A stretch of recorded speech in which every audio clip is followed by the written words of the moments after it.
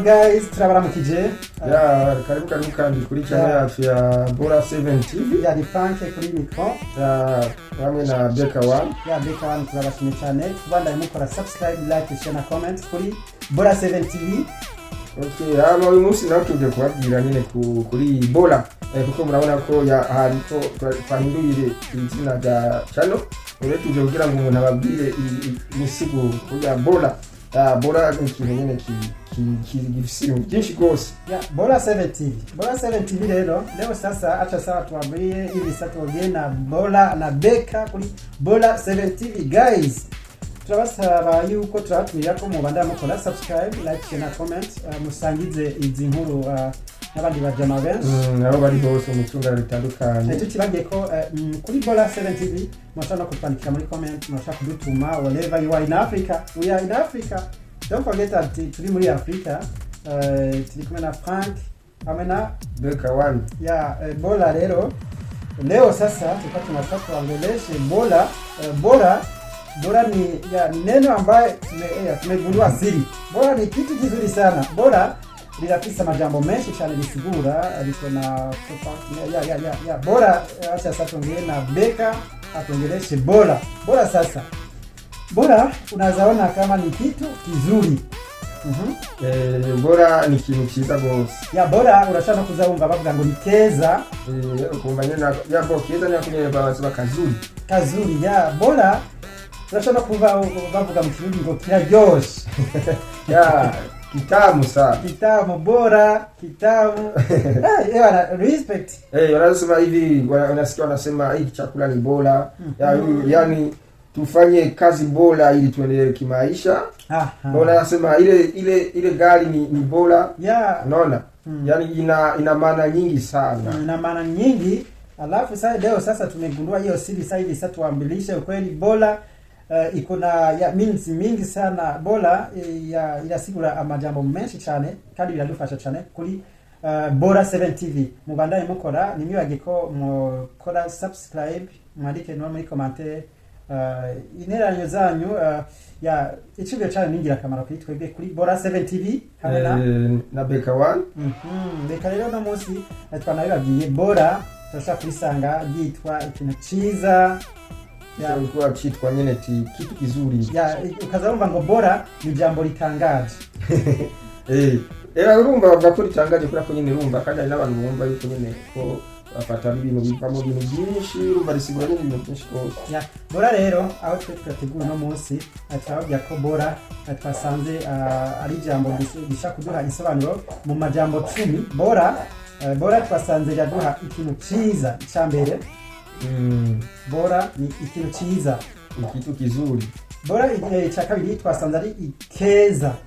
Ahubwo twababwiye ni nakantu nyene kazuri. Ijya gatatu ni Bora ikintu ni Bora kiryoshe.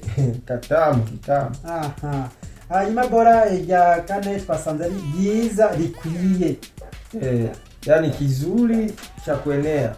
Bora twasanze kubwa gatanu handitse ko Bora ari irihimbaye, la kufurahisha kwa lugha ya Kiswahili.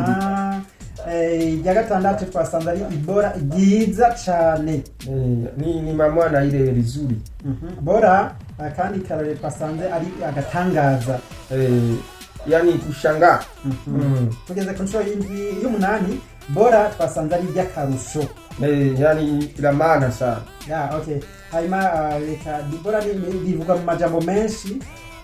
No munsi twashimye ko twoza turababwira dusobanura cyane kuri Bora 7 TV yacu. No munsi ko tuzoza turababwira akajambo ku kandi ariyo twahisemo kubabwira ati Bora rero ari n'ubundi buryo dushaka kuvuga ati none Bora twikoresha mu majambo nk'amajambo y'Igiswahili. Bora turashaka gusanga ibyo kogwa hano byo koresha hano henshi.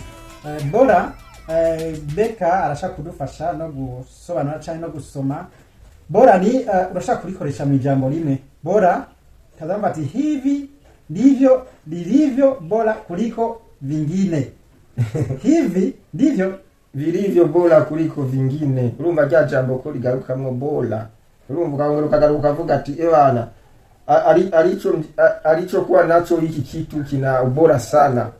Ko iki kintu umuntu afise ko ari ciza bose. Alichagua njia bora katika maisha. Urumva ko nyina rugo bati yahisemo nzira nziza. Aha, okay. Iri jambo guys, no munsi twagiye cyane no kubabwira amajambo ari kuri jambo bora. Yeah, we are so happy now even now to share with you this one bora man. Mufike mna teachers man. Tufunze tuwe tunafundishana alafu kwani na wao si wanaweza kuwa na zingine no bora si tunasema hiyo na wao wanaweza kuwa na zingine tafsiri za mingi za zina tafsiri hiyo neno bora. Lakini vile bora si mama na uzuri, hiyo ni kitu mbili tofauti. Turabandanya hariho nili nakandi karayo bavuga ati tunahitaji chaguo bora ili tuendelee. Tudukeneye nyene guhitamo neza kwiza neza kugira ngo tubandane. Okay, bora rero ndakoreshwa hano henshi ngo mtoto huyu ana maadili bora sana. Akabare nakandi kavuga ati jibu lako ni bora sana. Wati nyishu yawe ni nziza sana. Ya tufanye kazi bora sana itakayo okay, tufanye kazi bora sana itakayo saidia sote. Sote izo dufasha twese. Okay. N'amajambo rero twahora dukunda kuba twokoresha kandi tuhere kuri Bora 7 TV.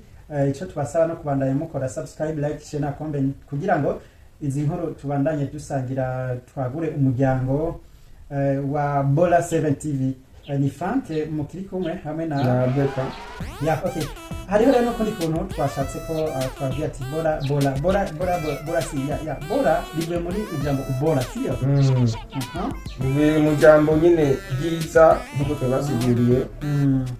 Nuko nari twabwira ati nyine ati bora ni kupata ko tugomba kuba ibintu byiza. Ibintu bitagase. Guys, bora wewe ugali buzima, bora wewe unapumua. Inafaa ushukuru Mungu. Just you wanna thank Jesus, you wanna thank God, because now yarakuzisapo yumva nubu you still alive. Urachari mzima. Mungu. Bora shukuru Mungu. Okay. Na bora mjivune kwa kuwa mko na Bora 7 TV.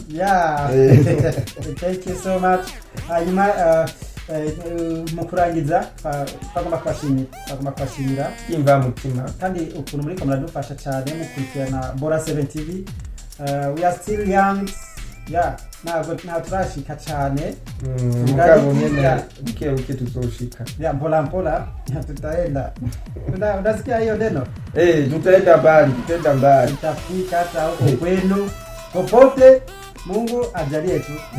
Ubora sasa tofauti katika ya ubora na uzuri. Ni kama ni example ubora ni simu hii ina ubora mzuri.